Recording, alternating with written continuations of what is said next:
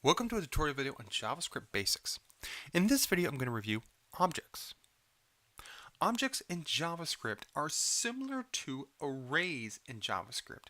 In the previous video, I talked about arrays as a sequence of data.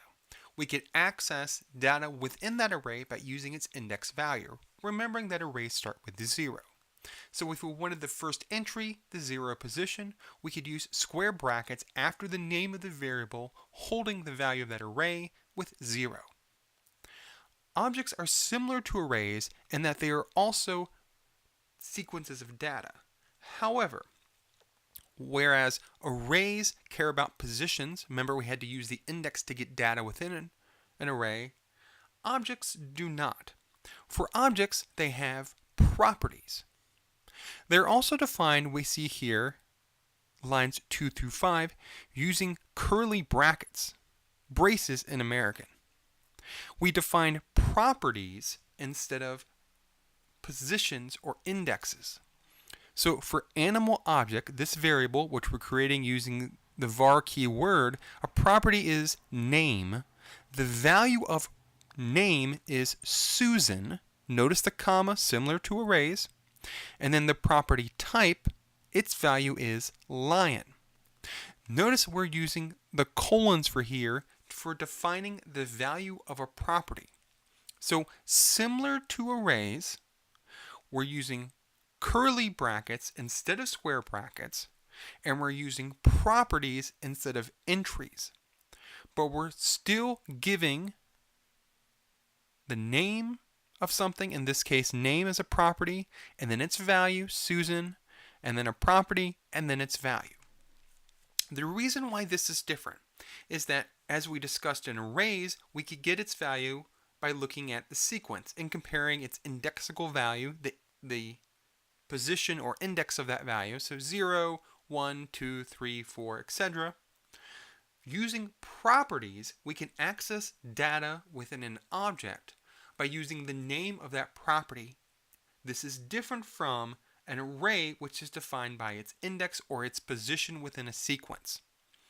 So we can use in objects the name of a property to get some data out of that object, as long as it's defined in such a way.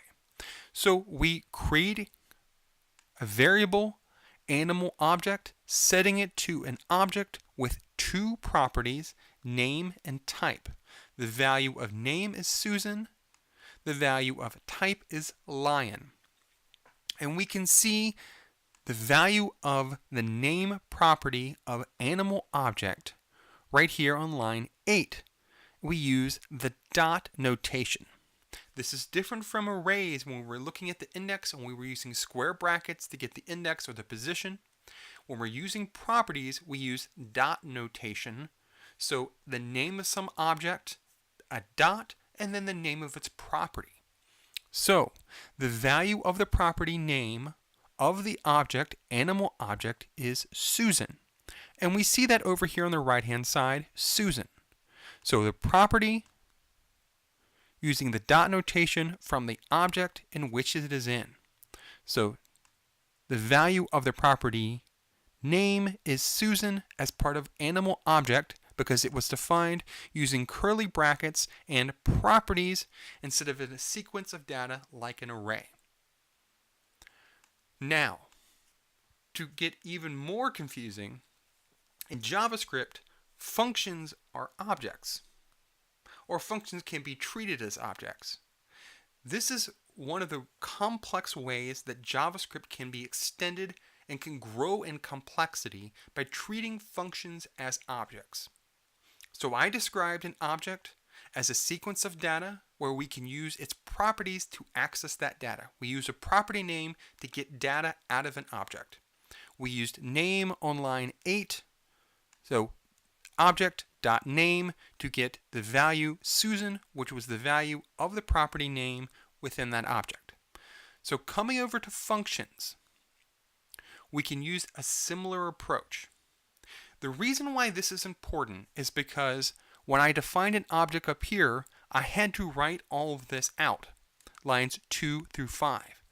We want to be able to create objects where we can send data in like a function, send data in as a parameter, set its data, and then be able to use it without having to write it out every single time, which has become very monotonous. So the idea of an object is really helpful.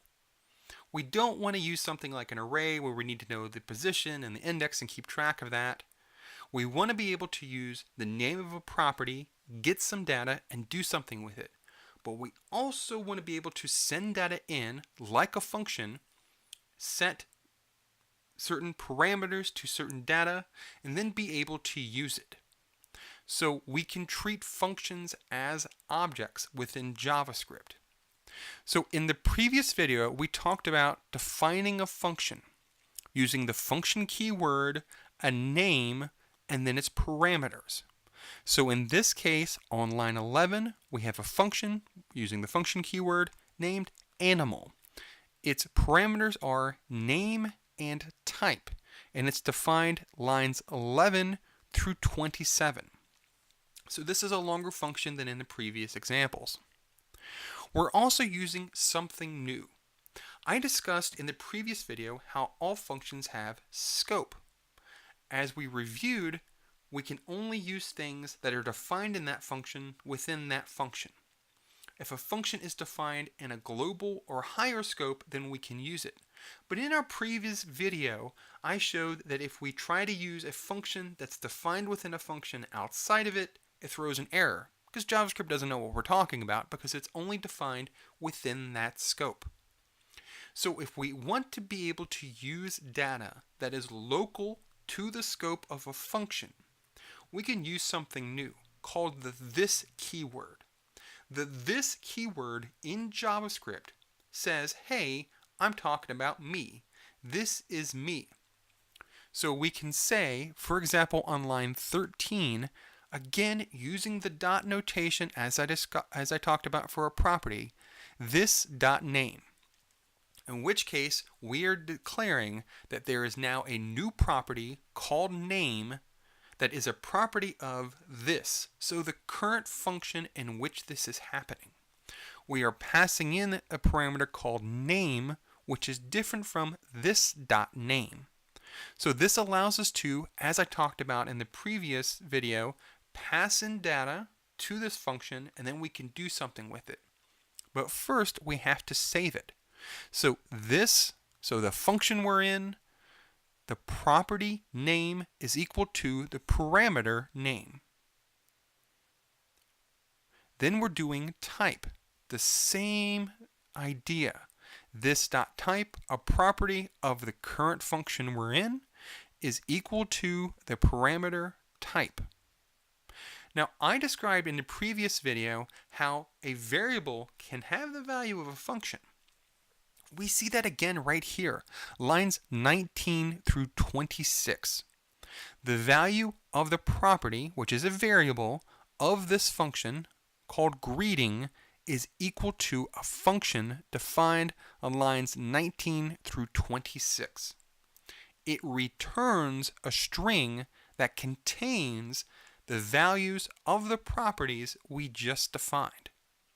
So we defined a property, this dot name, a property of this, the function I'm currently in, is equal to the parameter name. We defined a property type of this, the function I'm in, is equal to the value of the parameter passed into it.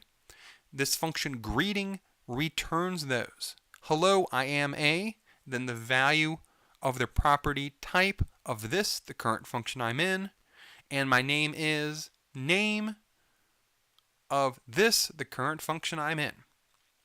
But we can't just call animal after we've gone through all of that. Instead, we have to use something else, a new keyword called new. In this case, it treats the new function as an object. We see that on line 30, which is where it gets a little more complex.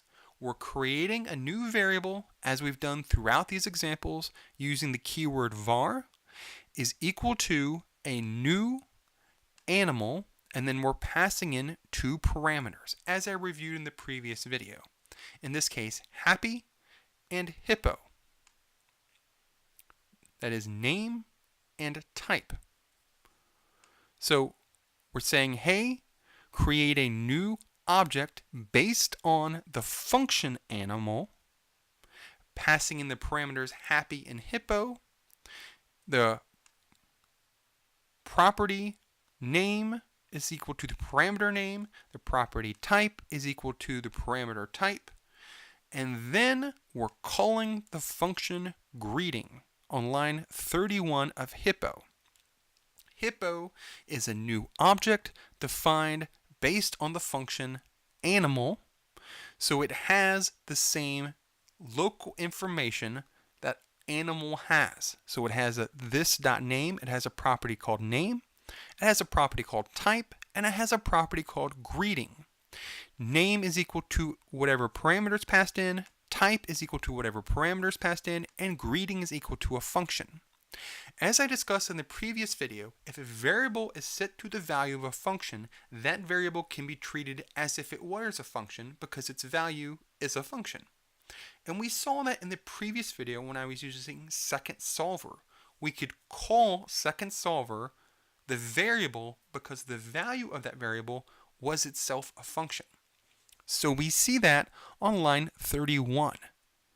We see the variable hippo, a dot notation because it's an object, and we want to call the property that has the value of a function called greeting. Greeting, as I talked about, returns a string and the value of the property type and the value of the property name.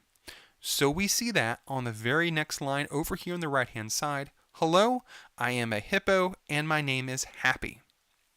So we see then that we can define an object by writing out its properties and separating them using a comma, using the curly brackets to define them, or we can define them as a function, use the new keyword to create a new object based on that function, and then use its properties by getting dynamic information using the fact that it's a function to pass in information as its parameters. We see one additional example here on lines 34 and 35. The same idea again. So we're creating a new object based on the existing function animal. We're passing in the parameters jumpy and giraffe as the name and the type. Then using dot notation as I described by getting the property of an object, we're calling a function that is the value of a variable that is a property called greeting using the dot notation giraffe dot greeting and returning hello, I am a giraffe and my name is Jumpy. So let's review all of this of part 4. We talked about objects as being similar to arrays within JavaScript. The difference is that arrays is a sequence of data where the sequence is important, and we can access data by using its position, its index, to get at the data within an array. We described in the previous video how we can use 0 as the first position, to get the data of the first entry, and we can use different indexical values, different indexes and positions to get that data out of that sequence. Objects are different because they have properties, which are defined by different names of them. And we saw on line 2 through 5 that the variable animal object set using curly brackets had a property name with the value Susan, a property type with the value lion. These were separated by commas, similar to how the entries were separated in an array, also using commas. We saw we can access the value of a property by using its name as part of the dot notation.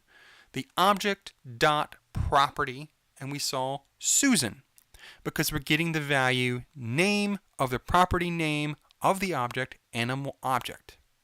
Then things got much more complex as we talked about functions as objects.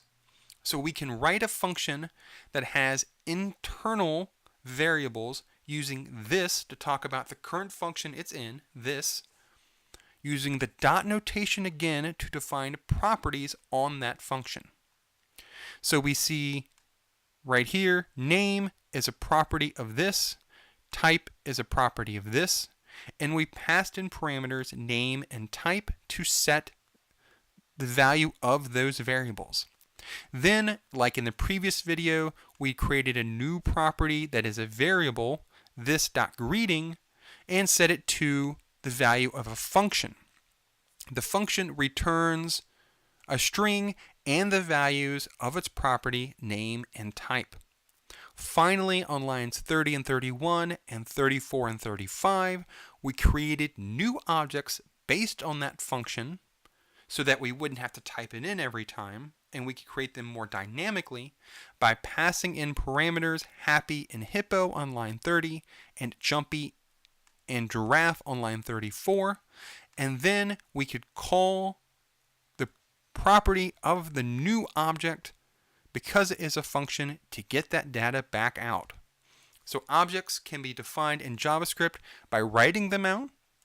They can also be defined by creating a function that can act as a new object by using the new keyword, and we can dynamically define objects by basing them on functions that describe them.